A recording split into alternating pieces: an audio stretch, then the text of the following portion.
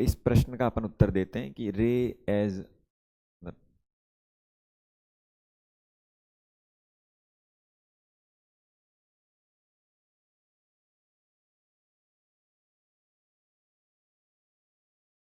क्या मानूं मैं? रे को क्या मानना रहा भाई? लाइट को रे माने कि वेव माने, या कब रे माने और कब वेव माने? मैं एक काम करता हूं, अभी अपने पास फॉर्मूला आ गया है थीटा का, ठीक है। मान लो कि मेरे पास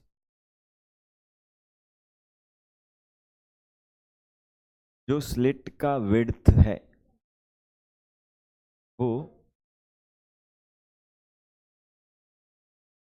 बहुत बड़ा है, तो उसमें थीटा क्या आया था बताओ मेरे को? थीटा का फॉर्मूला क्या था मेरे पास?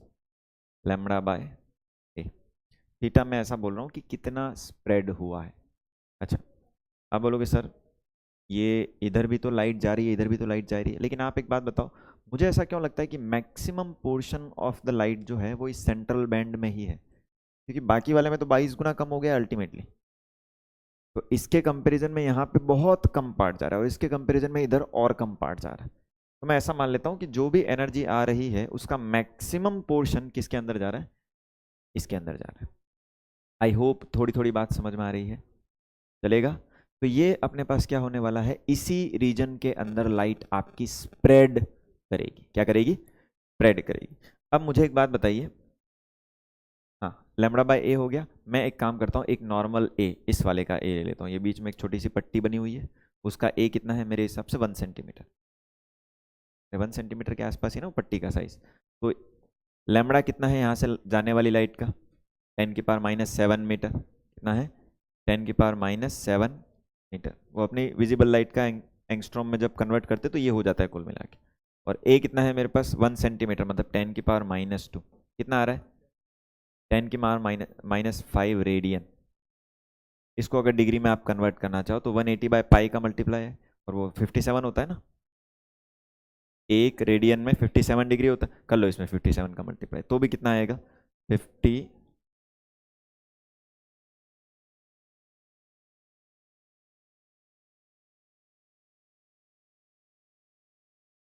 10⁻³ एक का भी 1,000वां टुकड़ा है। 1 डिग्री पहले से ही कितना कम होता है, और उसका 1,000वां टुकड़ा उतना वो स्प्रेड हो रहा है। तो आप बोलोगे नहीं हो रहा है भाई वो स्प्रेड हमारे लिए तो। अरे अग्री कर रहे हो? 1 डिग्री भी स्प्रेड नहीं हो रहा है, तो इसका मतलब क्या है? सीधा ही मानो उसको। तो यहाँ पे रे ऑप्टिक्स लगाओ, कोई टेंशन वाली बात ही नहीं, जो कि आज तक हमने लगाई है। लेकिन अगर मान लो इसको कम कर दूं मैं, इसको कर देता हूं मैं कितना? 0.1 मिलीमीटर। कितना कर दूं? 0.1 मिलीमीटर। 0.1 मिलीमीटर मतलब 1 मिलीमीटर के भी 10 टुकड़े कर दिए हैं मैंने। जो अपनी स्केल का है ना, उसका भी 1/10 पार्ट है। कितना आएगा? 1.1 मिलीमीटर, तो वो आ जाएगा 10⁻⁻4। 10⁻⁻4 आ गया। इधर कितना आ जाएगा कुल मिला के? मतलब यहाँ पे 10⁻⁻1 आ जाएगा। -2 का फर्क आया ना, तो कितना आ गया? 5.7 डिग्री। हाँ 5.7, ये ठीक ठाक है। 5.7 डिग्री अब थोड़ा सा अपने रेंज में आने लग गया है कि 5.7 मतलब हल्का सा है। 5.7 अभी भी इतना ज़्यादा नहीं है, लेकिन है ज़रूर। अब उसमें क्या आने लग गया है? थोड़ा सा विजिबल स्प्रेड आपको नज़र आने लग गया है। क्या बात समझ में आ रही है? तो जितना साइज आप छोटा करते जाओगे, वेव नेचर उतना ज़्यादा प्रोमिनेंट होता जाएगा। जैसे इसमें देखो एक प्रॉब्लम भी आती है। अगर आपसे कोई बोले कि एक स्पॉट है, लेज़र का स्पॉट है, और उसको आपको क्या करना है? लाइट को फोकस करना है, तो एक लिमिट आ जाती है, उसके बाद आप उसको फोकस नहीं कर पाएंगे। क्यों नहीं कर पाएंगे मैं बता रहा हूँ। सबसे पहले क्या था? इसकी साइज ज़्यादा थी, तो इधर आने वाला जो स्पॉट बना था वो कितना स्पॉट बना था? ऐसे ही चली गई थी ये लाइट। अग्री कर रहे हो कि नहीं कर रहे हो? हाँ ना, क्योंकि स्प्रेड तो कुछ हुआ ही नहीं था। तो ये 1 सेंटीमीटर का यहाँ पे मैंने एक छोटा सा होल कर दिया था, इधर भी कितना आ गया? 1 सेंटीमीटर का होल आ गया। अब मैंने क्या बोला कि मुझे ये फोकस करना है, मेरे को बीम एकदम नैरो सी चाहिए, बहुत नैरो, जितना नैरो में कर सको उतना स्पॉट मेरे को नैरो चाहिए। तो मैंने क्या किया, इसको, एक नॉर्मल आदमी तो यही सोचेगा इसको छोटा करो, वो भी छोटा हो जाएगा। किया मैंने इसको छोटा, और छोटा करते करते मैं कितना ले आया भाई? 0.1 मिलीमीटर। कितना ले आया? अब इसमें क्या समस्या आ गई? 0.1 मिलीमीटर लाते ही ये थोड़ा सा क्या कर गया भाई? फैल गया, 5 डिग्री ज्यादा फैल गया। इसका मतलब मेरे हिसाब से एक ऑप्टिमम कंडीशन आएगी जहां पे स्पॉट का साइज क्या आएगा, मिनिमम आएगा, और वही आपका स्पॉट का साइज मिनिमम, क्योंकि अब और छोटा करोगे ए डिक्रीज करेगा, थीटा इंक्रीज करेगा, तो अब स्प्रेड और बढ़ जाएगा। जितना छोटा ऑब्स्टेकल आएगा स्प्रेड उतना क्या होने वाला है, इंक्रीज होने वाला है। ये तो किसकी बात हुई, थीटा की। अब ये क्या बोल रहा है, इसको थोड़ा ध्यान से समझना है। ये ऐसा बोल रहा है कि अगर यहां पे एक छोटा सा, भाई सिंगल स्लिट डिफ्रेक्शन अपन ने जो पढ़ा है ना वो यही है कि इधर स्लिट में से अगर लाइट आ रही है तो इधर के बीच में एक सेंट्रल मैक्सिमा बनेगा, यहाँ पे एक मिनिमा बनेगा, फिर यहाँ पे एक मिनिमा बनेगा, यहाँ पे एक मिनिमा बनेगा, ऐसा होगा। अभी मैं बोल रहा हूँ, साउंड इज ऑल्सो ए वे, मैं बोल रहा हूँ, यहाँ से बोल रहा हूँ, क्या कोई ऐसा बच्चा है कि जिसको सुनाई दे ही नहीं रहा, किसी की लोकेशन पे मिनिमा है? ऐसा तो कोई नहीं है। और मेरे हिसाब से कितने भी बच्चे भर दो इसके अंदर, इस कमरे के अंदर, सबको सुनाई देता है, पर लाइट भी वेव है, और ये मेरा मुंह एक स्लिट ही तो है एक टाइप से, उसके अंदर से निकल रहा है, तो फिर इधर क्यों नहीं आ रहा है मिनिमा? इधर सबको सुनाई दे रहा है, हाँ ना? इस बात से तो अग्री कर रहे हो कि नहीं कर रहे? इधर तो सभी को सुनाई दे रहा है, कोई भी बच्चा ऐसा नहीं है कि जिसको नहीं सुनाई दे रहा है, जिसकी लोकेशन पे मिनिमा बन जाए, ऐसा है ही नहीं कोई। क्यों नहीं है, देखते हैं क्यों नहीं है। मेरे को एक बात बताओ, साइन थीटा का फॉर्मूला क्या होता है मिनिमा के लिए? एक बहुत क्रूड अप्रोक्सीमेशन से ये मैं काम कर रहा हूँ, पर चल जाएगा, आइडिया अपने को दे देगा। ये साउंड है, साउंड का वेवलेंथ कितना होता है भाई? साउंड का वेव लेंथ, जैसे मैं बोल रहा हूँ तो स्पीच है क्योंकि, तो मैं 100 हर्ट्स के आसपास बोल रहा हूँ, स्पीच 100 हर्ट्स पे लगभग होता है, तो 100 हर्ट्स मान लो मेरी फ्रीक्वेंसी, और स्पीड ऑफ लाइट अपने 330 होती है, तो 100 इंटू 3.3 मीटर करूँगा, मतलब मेरी साउंड की वेवलेंथ कितनी है, 3 मीटर्स के आसपास। कितनी है भाई? 3 मीटर।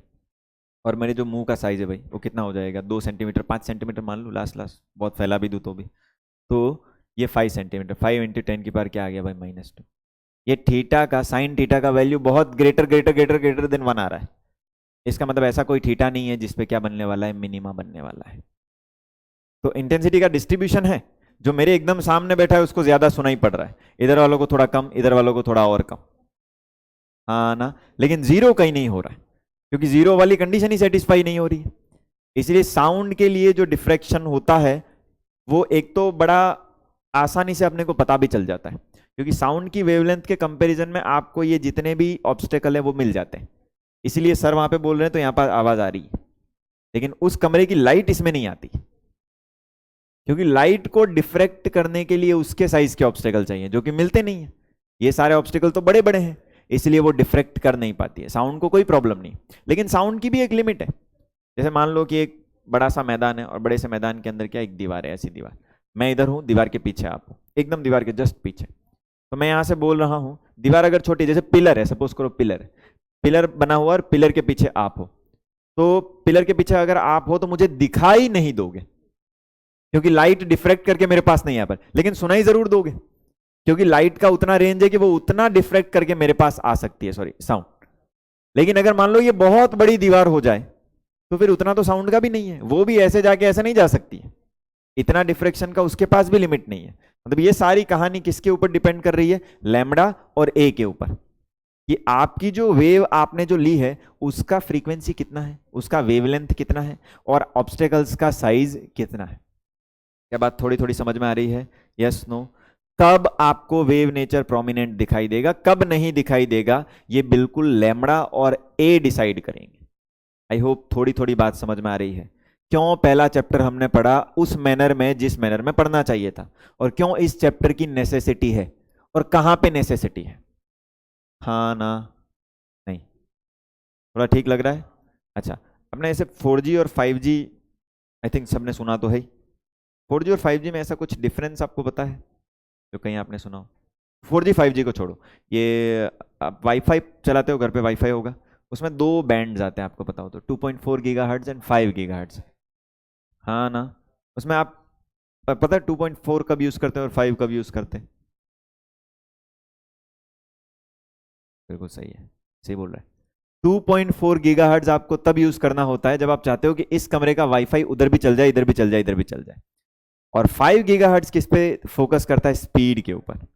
अगर आपको हाई स्पीड चाहिए पर उसमें रेंज कम हो जाएगी, उसके अंदर क्या है, स्पीड कम है लेकिन रेंज ज्यादा है, क्योंकि 2.4 गीगाहर्ट्ज की फ्रीक्वेंसी कम है, उसकी वेवलेंथ ज्यादा है, ज्यादा वेवलेंथ तो डिफ्रैक्ट ज्यादा करेगा वो, तो इधर से उधर जा सकता है वो सिग्नल, लेकिन 5 गीगाहर्ट्ज वाला उतनी आसानी से डिफ्रैक्ट नहीं करेगा। क्या बात समझ में आ रही है? आई होप वेव नेचर थोड़ा समझ में आ रहा है, यस नो।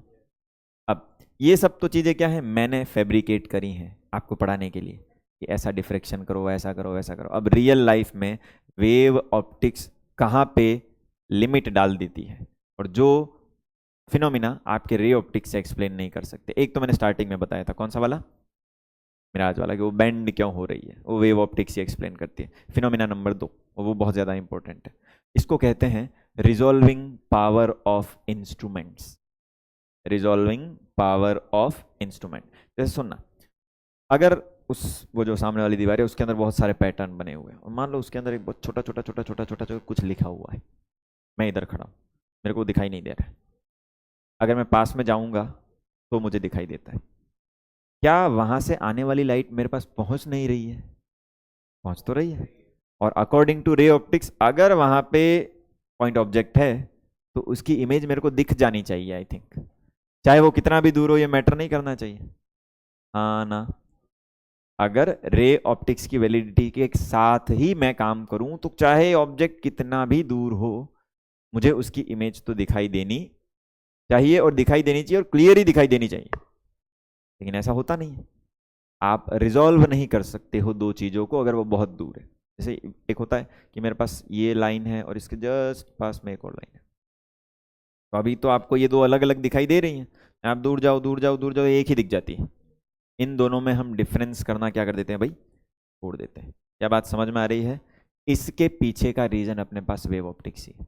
रे ऑप्टिक्स तो बिल्कुल मना नहीं कहती, वो बोलते सब दिखेगा भाई, एग्जैक्टली वैसा का वैसा दिखेगा। लेकिन वेव ऑप्टिक्स बोलते नहीं, ऐसा नहीं चलेगा। उसके पीछे का क्या रीजन है उसको देखना है।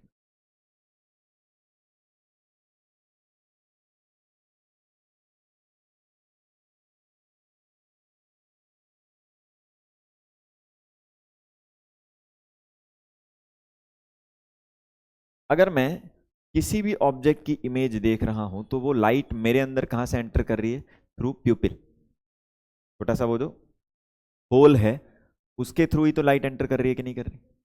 अब अगर मान लो कि यहाँ पे कोई पॉइंट ऑब्जेक्ट है, इधर से लाइट एंटर करी, गड़बड़ क्या हो गई, ये होल है, होल करेगा स्प्रेड। होल क्या करने वाला है, स्प्रेड करने वाला है। स्प्रेड करने के कारण, सुनना ध्यान से, पॉइंट ऑब्जेक्ट की इमेज जो है वो पॉइंट नहीं बनती है। पॉइंट ऑब्जेक्ट की इमेज थोड़ी सी एक्सटेंडेड बनती है, क्योंकि ये क्या कर देगा, डिफ्रैक्ट कर देगा। तो डिफ्रैक्ट करने से एक ऐसा पूरा बैंड बना था कि नहीं बना था सेंट्रल मैक्सिमम का। तो अगर सर्कुलर अपर्चर होता है तो उसमें भी डिस्क बन जाती है, उसको एरीज डिस्क बोलते हैं। उसमें जो थीटा का वैल्यू है वो होता है 1.22 lambda by A. A is इसका साइज, ठीक है, टेंशन वाली बात नहीं है। 1.22 का एक्स्ट्रा फैक्टर आ रहा है, मुझे फैक्टर से मतलब नहीं है, पर होता जरूर है। अब क्या होगा, जैसे मान लो इसके पास में एक और ऑब्जेक्ट यहाँ पे पड़ा हुआ है, तो इस ऑब्जेक्ट की भी इमेज बनाएगा, पर वो इमेज कैसी बनेगी, पॉइंट इमेज तो बनने वाली नहीं। वो इमेज कैसी बनेगी, और ये दोनों इमेज एक दूसरे के साथ क्या कर जाएंगी, ओवरलैप कर जाएंगी। और अगर इमेजेस ओवरलैप कर जाती हैं तो फिर आपको डिस्टिंक्ट दिखाई नहीं पड़ता है। दिखाई तो पड़ता है लेकिन डिस्टिंक्ट नहीं दिखाई पड़ता है।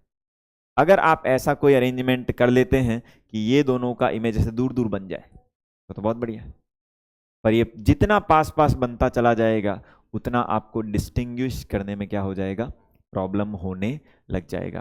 पिछला चैप्टर रे ऑप्टिक्स पढ़ा था, उसके अंदर टेलीस्कोप पढ़ा था, उसके अंदर ये पढ़ा था कि टेलीस्कोप का अपर्चर बहुत बड़ा रखते हैं। पढ़ा था नहीं पढ़ा था? पढ़ा था। क्यों क्यों पढ़ा था, क्योंकि रिजॉल्विंग पावर आपको ज्यादा चाहिए। क्या फायदा होगा, ये साइज बढ़ा दी, थीटा क्या हो जाएगा, कम हो जाएगा, स्प्रेड क्या हो जाएगा, कम हो जाएगा। तो आपको जो इमेजेस दिखेंगी वो कैसी दिखेंगी, क्लियरर दिखेंगी, डिस्टिंग्विश्ड दिखेंगी। तो जितना बड़ा ये अपर्चर का साइज होता है, रिजॉल्विंग पावर उतनी ज्यादा होती है। समझ आ रही है कि नहीं आ रही बात? जितना बड़ा लेंस लेंगे आप उतना रिजॉल्विंग पावर क्या होता है, ज्यादा होता है। जैसे एक फोन से फोटो खींचते हो, एक डीएसएलआर से खींचते हो, फोन का कैमरा भी उतना ही होता है, डीएसएलआर तो और कम होता है। सैमसंग का फोन ले 200 मेगापिक्सल के कैमरे भी आते हैं, और एक DSLR का होता है वो 50 मेगापिक्सल का कैमरा है या 24 मेगापिक्सल का, 25 मेगापिक्सल का, ऐसा आता है। DSLR से क्लियर इमेज आती है और फ़ोन वाले से थोड़ी लेस क्लियर आती है। क्यों होता है ऐसा? क्योंकि DSLR का ये अपर्चर का साइज बहुत बड़ा है, तो जो भी इमेज वो लेता है, कैप्चर करता है, वो क्लियरर दिखती है। जैसे आजकल जितने भी फ़ोन है उनमें अपर्चर के साइज बड़े आते हैं कि नहीं आते? कोई 12 मेगापिक्सल का है, कोई 50 मेगापिक्सल का है, दोनों में फ़र्क आता है। इसकी इमेजेस आपको कभी कभी क्लियर दिखती हैं 12 वाले की, और 50 वाले की नहीं दिख पाती, क्योंकि clarity is something different than megapixel. Megapixel तो क्या कर रहा है कि इतने पिक्सल में वो इमेज को तोड़ के इंफॉर्मेशन ले रहा है। मेगापिक्सल का मतलब क्या? 10 की पावर 6 पिक्सल। अगर कोई 50 मेगापिक्सल है तो 50 इंटू 10 की पावर 6 पिक्सल में आपकी वो इमेज टूटी हुई है, 1 2 3 4 5 6 ऐसा, इतने पिक्सल में इंफॉर्मेशन। लेकिन वो इंफॉर्मेशन काम की नहीं है मेरी, तो क्या फायदा? अगर आप चाहते हो कि वो इंफॉर्मेशन काम किया है तो आपको अपर्चर का साइज क्या रखना पड़ता है भाई? बड़ा रखना पड़ता है। क्या बात थोड़ी थोड़ी समझ में आ रही है? तो ये रिजॉल्विंग पावर ऑफ इंस्ट्रूमेंट जो होता है वो किस प्रिंसिपल पे काम करता है? क्योंकि आपके पॉइंट ऑब्जेक्ट की इमेज पॉइंट नहीं बन रही है, वो एक दूसरे पे क्या कर जा रही है? ओवरलैप कर जा रही है, अगर वो बहुत पास में होंगे तो इस केस में आपको उन दोनों के बीच में डिस्टिंग्विश करने में क्या हो जाएगी? थोड़ी सी प्रॉब्लम हो जाएगी। क्या बात थोड़ी थोड़ी समझ में आ रही है? और ये कब रिजोल्विंग पावर कब बढ़ती है? जब आप ए क्या कर दो? बढ़ा दो। अच्छा, ये मेरे को बताओ, ये तो हुई टेलीस्कोप की बात। माइक्रोस्कोप में बढ़ाने के लिए क्या करते हैं रिजोल्विंग पावर? टेलीस्कोप में रिजोल्विंग पावर बढ़ाने के लिए तो अपर्चर का साइज बड़ा कर देते हैं, और टेलीस्कोप में चल जाता है ऐसा। कोई मेरे को रीजन देगा? पर माइक्रोस्कोप में नहीं चलता है। माइक्रोस्कोप में आप अपर्चर का साइज बड़ा नहीं कर सकते। क्यों? क्यों, उसमें क्या प्रॉब्लम आ जाएगी? और टेलीस्कोप में क्यों नहीं आती है? टेलीस्कोप में जो ऑब्जेक्टिव वाला लेंस है, नहीं मैं बोल रहा हूँ क्यों बड़ा ले रहे हैं उसको। वो तो सामने वाले ने आपको फिगर बना के दे दिया था ना डायरेक्ट ही। हमको ये थोड़ी पता है कि क्यों बड़ा ले रहे हैं भाई। ऑब्जेक्टिव का साइज क्यों बड़ा लेना है अपने को उसके अंदर, और इसके अंदर माइक्रोस्कोप में क्यों नहीं ले सकते? रादर क्वेश्चन ऐसा है, क्योंकि ये तो बात सही है कि साइज बड़ा लोगे तो रेजोल्यूशन सही आएगा। देखो टेलीस्कोप में मेरे को एक बात बताओ, मैग्निफिकेशन का फॉर्मूला क्या होता है नॉर्मल कंडीशन में? Normal condition FO/FE। तो वहां पे ऑब्जेक्टिव का फोकल लेंथ जितना ज्यादा है उतना अच्छा है, उतनी आपकी मैग्निफिकेशन पावर क्या होगी? ज्यादा होगी। तो बड़ा करो, वो टेंशन वाली बात नहीं है। उधर भी फायदा हो रहा है, इधर भी फायदा हो रहा है, रिजोल्यूशन में भी फायदा हो रहा है और मैग्निफिकेशन में भी फायदा हो रहा है। तो वहां तो अच्छा है, जितना बड़ा साइज करने हैं कर लो। माइक्रोस्कोप में समस्या है, अगर आप ऑब्जेक्टिव का फोकल लेंथ बढ़ा दोगे तो मैग्निफिकेशन कम हो जाएगा। वहां पे मैग्निफिकेशन FO पे डिपेंड नहीं करता, इनवर्स होता है। दोनों का मैग्निफिकेशन मल्टीप्लाई होता है, तो दोनों अच्छे लेंस चाहिए उसके अंदर। वहां पे एक हद से ज्यादा काम करोगे तो फिर जूम नहीं होगा, जूम नहीं होगा तो क्लियर इमेज का मैं क्या करूंगा? कॉम्प्रोमाइज करना पड़ता है। तो माइक्रोस्कोप में क्या करते हैं, आप लैम्बडा कम कर देते हो। क्या कर देते हो?